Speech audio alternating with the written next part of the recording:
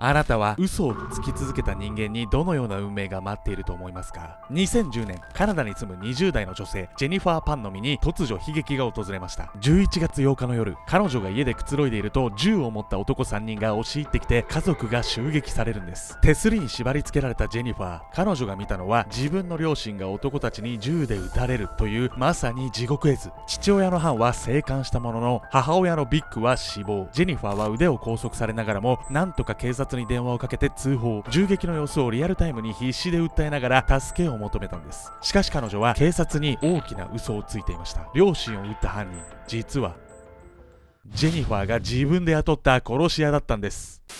ジェニファー・パン一家が突如襲われた銃撃事件。なぜ彼女は殺し屋に両親を襲わせたのか。そこには嘘に嘘を塗り固めた先にある深い闇があったんです。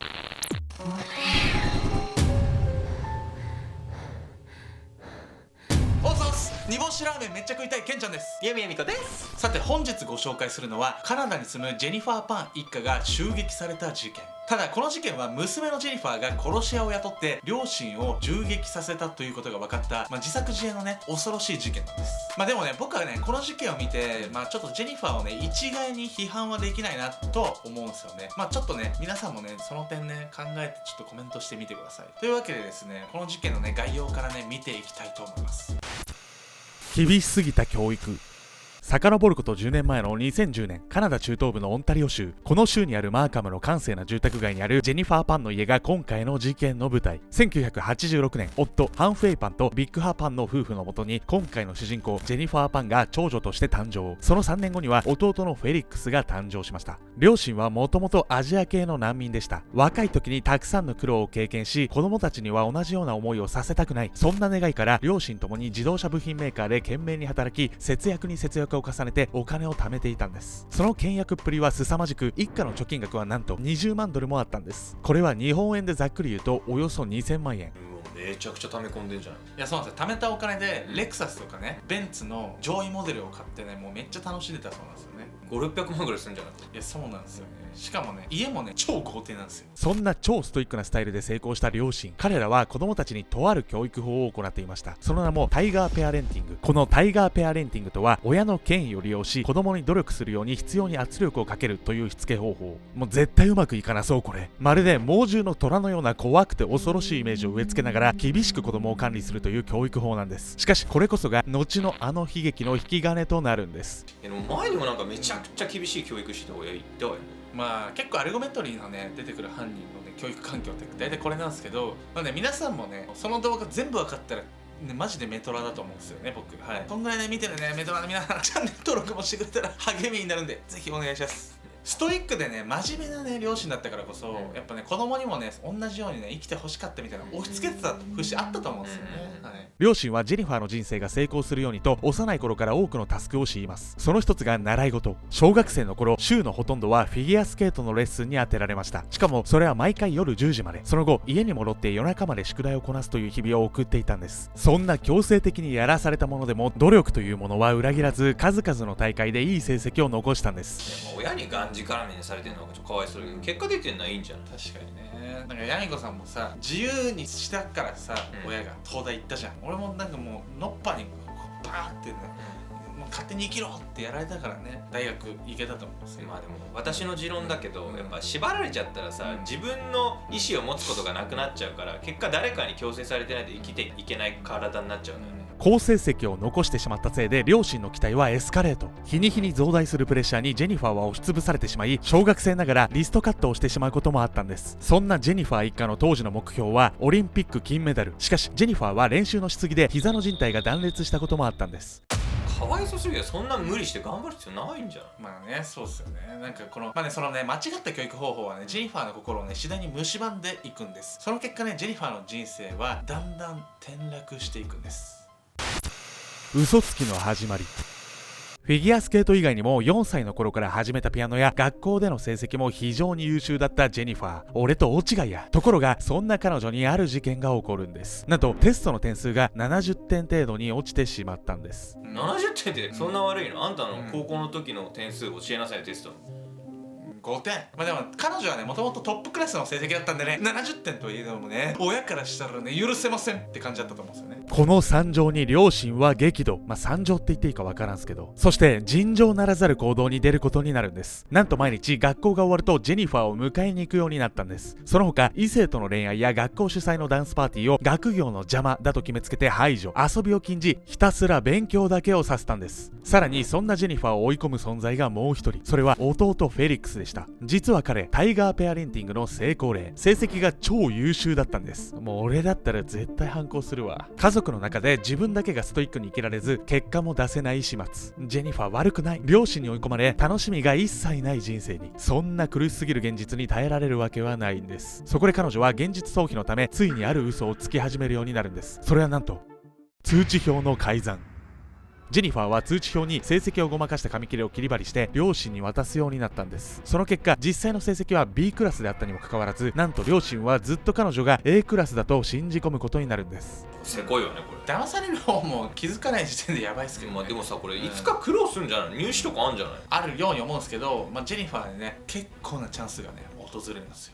成績が落ち始めたといってもまだギリギリ優秀だったジェニファー。そこでライアソン大学というところから早期入学の話が来るんです。このライアソン大学はカナダの国内大学ランキングでも15位に位置づけられる難関大。そんなまさに千載一遇のチャンスだったんですが、なんと彼女高校で微積分の単位を落としてしまうんです。俺も大学で落としたわ。しかもこれは必修科目でした。つまりジェニファーは大学に入学するどころか高校を留年することになるんです。もちろん大学への入学もキャンセルになってしまいました。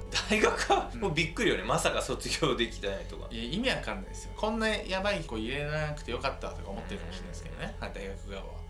頼みの綱も消え窮地に立たされたジェニファー。そこでまた嘘をつくんです。早期入学はダメだったけど秋学期から入学する予定よ。無理あるわよこれは。嘘をね重ね続けたジェニファーなんですけど、一体ねこの後ねどんな方法でねごまかし続けたっていうのがね気になりますよね。大学どころかまずは留年して高校を卒業しなくてはなりません。ところがその事実も両親には伝えていなかったんです。もう伝えづらい環境を作った両親にも問題ありますよね。つまり両親はジェニファーが大学生になったと思っていたんですが、実はまだ高校生だったんです。このピンチをどう切り抜けるのか。彼女が取った行動はなんと大学に行っているふり。中古の教科書や学用品を買い集め奨学金のローンを受けている書類まで偽造し大学生感を演出したんです。そんな学歴詐称女ジェニファーには嘘がもう一つあったんです。成績の低下で恋愛禁止になっていたにもかかわらず1歳年上の大学生の恋人がいたんです。平日は学生寮で暮らしていると嘘をつきながら、その実態はダニエルの家に入り浸り、勉強は完全に放置しアルバイト三昧の日々だったんです。そんなジェニファーの学歴詐称生活も2年が経過。2年もよく騙せたわねこれ。まさかのねもう2年間すごいですよね。両親アホ説すら唱えてもいいぐらいですよねこれ。厳しいだけのアホみたいな説あるわねこれ。ジェニファーはライアソン大学からトロント大学に移り薬理学を学ぶようになるという嘘をつき始めたんです。再び中古の学用品を買い揃え毎日大学に行っているふりをして彼氏とずっとイチャイチャ最高だな。トロント大学に通っているふりをし続けて2年。2年経つの早すぎなのよ。もう両親アホジェニファーは成績表を偽造しトロント大を卒業できたという嘘を両親に報告すると、最大のピンチが訪れるんです。なんと卒業式に両親が出席したいというんです。ですがここでも嘘が冴え渡ります。ジェニファーは両親にこう説明しました。卒業式の人数が多すぎて不定席は学生1人につき1席までしか用意されていないの。参加できない方の1人を悲しませたくないからこの不定席は友達に座ってもらうことにするわ。嘘つきすぎてめちゃくちゃ上手くなってんじゃないこれ。いやでもねこのねその場しのぎのね嘘がね今後もねずっとね通用するわけないんですよ、結構通用してるけどね今の時点で。ですがいよいよ収拾のつかないとある事態がジェニファーを襲うんですが、ここでもね嘘をね重ねてもね泥沼状態。彼女はねとうとう最後の手段に出るしかなくなってしまうんです。 VIP アクセス。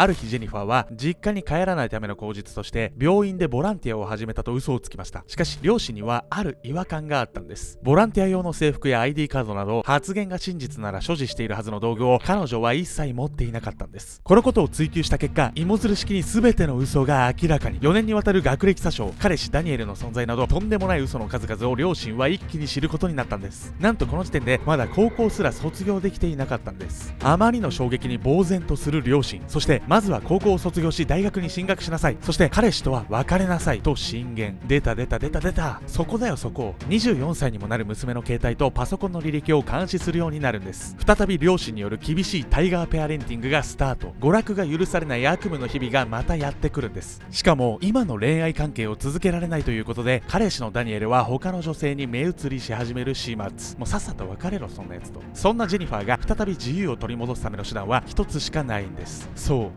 両親の抹殺。いえ、もう別の方法あったでしょ絶対。そこでジェニファーはダニエルと結託してある3人の人間を雇いました。それがこちら。明らかに悪そうな顔をした彼らの職業はなんと殺し屋なんです。殺し屋ってそんなあっさり雇えんの？なんかね、この彼氏が麻薬の密売にやってたんで、殺し屋とかに近いね、ギャングとかマフィアとかねつながってて、そっから紹介してもらってる。登場人物全員ヤバすぎじゃないこれ。ちょっと殺し屋の一人のね、レンフォード・クロフォードに関してはですね、なんと本来ならね、殺しはね2万ドルかかるんだから、友人割引で1万ドルでいいぜ。殺しで割引するんじゃないわよ。何やってんだよ。事件当日の2010年11月8日夜10時過ぎ、両親が寝室に向かうとジェニファーは家のドアの鍵をわざと開けました。そして殺し屋にゴーサインを示す暗号メールを送り、家を襲撃させたんです。その暗号は実にシンプルなもの。内容は VIP アクセス。暗号にしては分かりやすい。殺し屋たちの襲撃中、ジェニファーは手すりに拘束された被害者を装って泣きながら911に通報。早く助けて、両親が、急いで。警察が電話を取ってから34秒後、両親が銃で撃たれ始め、母ビッグは死亡、父ハンは顔付近を撃たれて昏睡状態に。かなり大胆な犯行ね。演技力もめちゃくちゃ必要でしょうね。いや、そうなんです。ちょっとでも土地狂ったらね、全部バレる計画だったんですよね。まあね、ジェニファーはね、果たしてね、どうなっていくのか。嘘つきの末路。事件を捜査していた警察は不審に感じる点があったんです。なぜ手すりに腕を拘束されているジェニファーが携帯を取り出して911に通報できる余裕があったのか。不審な点は他にもありました。ジェニファーは犯人は強盗目的だったと証言したんですが、家の中の金品は奪われておらず、両親が所持する高級車も無傷。状況証拠からは強盗目的とは到底考えられないんです。そして何より奇妙なのが、ジェニファーだけが銃撃に遭っていないこと。そこで警察はある仮説を立てました。ジェニファーは嘘をついているのではないかと。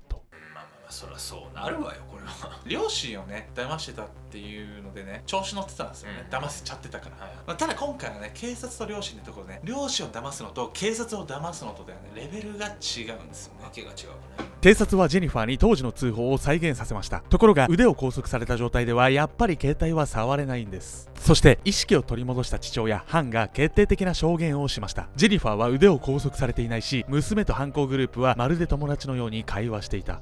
こうして被害者ジェニファーは一気に容疑者へ。苦し紛れに警察に最後の嘘をつきます。確かに殺し屋を私が雇ったのは認めるけど、それは本当は自殺願望のあった私を殺すためだったの。私が死ぬことをためらって約束のギャラを払わなかったから、むしゃくしゃした彼らは急遽両親を狙ってしまったのよと警察に釈明。しかしこの時点でロジックが崩壊しまくっているジェニファーの証言を警察はそう簡単には信じないんです。3回にわたる尋問の結果、2010年11月22日に逮捕。銃撃犯たちやダニエルもその後逮捕されました。ジェニファーは現在終身刑で収監中。生き残った家族や彼氏のダニエルとの面会も禁止。タイガーペアレンティングによるストイックな生活から逃れようとした結果、最も辛い囚人生活を送ることになったんです。ちなみにダニエルが別の女に目移りした時、ジェニファーはあの女警察と繋がってるわよみたいな嘘ついてたんですよね。つまり嘘でね、もう人を動かせるみたいに思っちゃってるんですよ、この女。もう鬼女じゃないこれ。いや、そうなんですよ、でもなんかみんながさ、取り返しのつかなくなった嘘なんかあったら教えてほしいわよねこれ。確かにね、なんかみんながね絶対に言えないような嘘、コメント欄で浄化してみねえか。